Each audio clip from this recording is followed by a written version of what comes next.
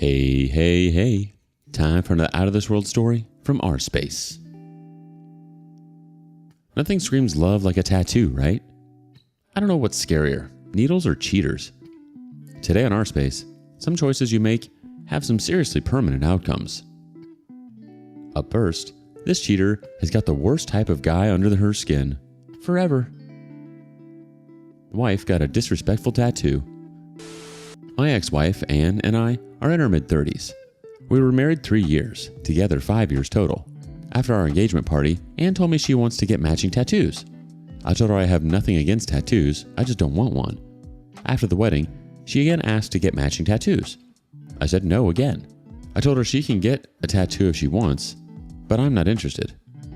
She said it's something she wants to do as a couple and won't get one unless I get a matching one. I still refused, but she brings it up again every 6 months or so and is more insistent every time. Recently, she was promoted and transferred at her job. One of her new coworkers has several tattoos and she has spoken to him about it. He suggested I wasn't a man if I was scared to get a tattoo. She asked me if I was scared to get a tattoo. I said I'm not scared, there's just no reason to do it. Then added, I understand why your friend at work would insult my manhood. He's trying to get into your pants. But why would you throw his words in my face? Her response was, if the shoe fits. Then she got up, went to the bedroom, and slammed the door. That was when I began to suspect that she was sleeping with the coworker. She didn't talk to me for 2 days. A few days later, she told me she was going shopping. That evening, she came home and showed me her new tattoo. 2 Chinese symbols on her forearm. She said they mean strength and independence. When I looked closer, I saw there were English letters, JW, beneath the Chinese ones. I asked her about the initials. She was silent a while, took a deep breath, and said they were her coworker's initials. She had taken her to his tattoo artist. He had suggested those particular Chinese characters. He stayed with her and lent support while she got inked. She wanted to honor that support in their friendship, so she had his initials tattooed beneath the symbols. Controlling my anger, I told her that having another man's initials tattooed on her body was disrespectful to me and that she should have them removed. She said I was trying to control her and that I said she could have the tattoo, and I refused to share the tattoo experience with her, so she had chosen to share that experience with a friend who wasn't scared of a little needle. I sat there at a loss, wondering how could she not see that it's disrespectful. We barely spoke the next few days, and when we did, the tattoo was always the subject. She said I should get over it, and there's nothing wrong with having JW's initials tattooed on her arm. I asked if she was sleeping with JW. She hesitated, then said yes, and actually sneered at me. At least he's a man, she said. The detail of our breakup and divorce aren't important other than to say that it was not contested. The few times we spoke during the process, we were civil to each other. The day the divorce was finalized, I called her and told her I finally had a good reason so I got a tattoo. I said my tattoo also symbolizes strength and independence. My tattoo is the date our divorce was final. She was silent a while. When she began to cry, I hung up. Let's see how the community reacts. First one. Do those Chinese characters actually say what she thinks? Like she actually can read Chinese? Because I worked in a tattoo shop for a while, and I've seen a bunch of people get characters they can't actually read, and many times it is so not what they were told they were. The funniest was a lady who thought she had grace and strength, but actually said, human toilet. The next person chimes in. I remember one where the girl got a tattoo of Japanese kanji characters that she was told meant angel-like around her belly button. Turns out, it really said, insert General Tso's chicken here. Someone else adds, take solace in the fact that over 95% of attempted long-term relationships between a cheating wife and her affair partner fail within 5 years. So odds are she'll have some random dude's initials on her and have to explain herself to every new guy she's trying to date. DOP replied, he's already moved on from her. Someone else from the community says, don't know about your wife and her sex buddy, but you handled this in the most manly way possible. She chose to F around and implode her life for such a stupid reason. She will find out soon enough. And that last call, pure master class. The next person chimes in, let me guess, her coworker soon dumped her after she wanted more than just sex after the divorce. DOP replied, you are correct, except he dumped her before the divorce. Whoa. Literally the only reason she told you about what she had said was to get a rise out of you. And even if you were afraid of needles, that's no measure of who's a man and who's not. Also, tattoos aren't for everybody. It's a lot to ask someone to get something so permanent on their body.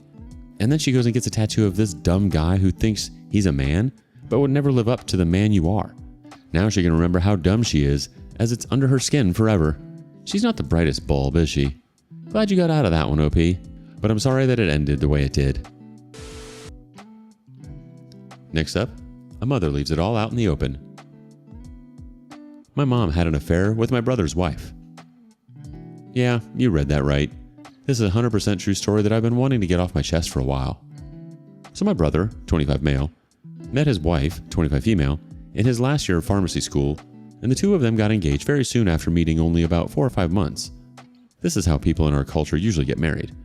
During the time that they were engaged, they would spend a lot of time together, but they were never allowed to be completely alone together until they were married. Again, another culture thing. So this meant that she spent a lot of time at my house where either me, my sister, or my mom would stay with them. So all got pretty comfortable around each other, and this is where it started to get weird. My mom, 44, would be a little too friendly with my sister-in-law, for example. If we were watching a movie, they would sit next to each other. Then that turned into leaning on one another, then full-on cuddle. Another example is they would be on FaceTime literally 24/7. I'm talking about waking up together and falling asleep on the phone together.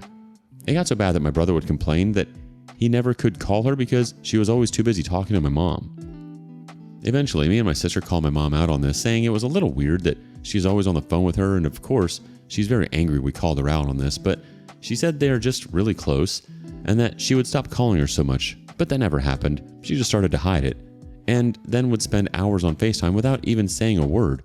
They would just have their AirPods in and listen to each other's background noises and text each other when they wanted to say something. And this went on for the entire engagement. Me and my sister would joke about the two of them being gay lovers, but we were always joking because we would never have thought it would get that far. So let's fast forward a couple months of their weird behavior. I come home from work and my mom, sister, and sister-in-law were home, and my sister also just got home, maybe 10 minutes before me. And my mom and sister-in-law have been home alone with each other all day. I take a seat on the couch next to my sister and she sends me a text. Go look at what's on mom's bed. Don't make it obvious. So I get up and start walking to my room and peek in very quickly. When I passed my mom's room at first, I didn't see anything. So I took another quick look, and that's when I saw a strap-on sitting on the corner of my mom's bed. Me and my sister were in complete shock. We both know that they were the only two home all day, and they were completely alone. Me and my sister go back and forth on what we should do, and probably 2 days later, we tell our brother what we found, and he was quick to believe us, so he also saw all the red flags. He called his wife and told him he knew what she did and that he wanted a divorce. She immediately called my mom, screaming and crying. I could hear my mom's phone from my room right before my mom ran out of the house to her car. I don't know what happened after that. I just know my mom came home a couple hours later and was acting like nothing happened, and things were normal for me and my sister for a while. After that, eventually my sister told her boss, my brother's friend, that my brother was going to leave his wife. He said something along the lines of, "Really, now I can finally ask you why you have naked videos of her on your laptop." It turns out that my sister asked him for help with one of her college assignments. When he opened the Knots app on the laptop and saw a nude video of sister-in-law, so he closed the tab and pretended like he didn't see anything. But here's the thing. My sister was using my mom's old laptop to do her homework, but my mom's Apple ID was still connected. So all the notes from my mom's phone were sent to the laptop notes. So my sister had me pick her up from work early, and we raced home to check her laptop. And there it was, over a dozen pictures and videos of sister-in-law doing extremely inappropriate stuff, and literally thousands of screenshots of text messages, conversations, most of which were nothing but just one that I can remember is, "I wish I would have met you first. I love you more than I love brother's name." So we sent all of this evidence to my brother, and he showed it to his wife, and she admitted to everything.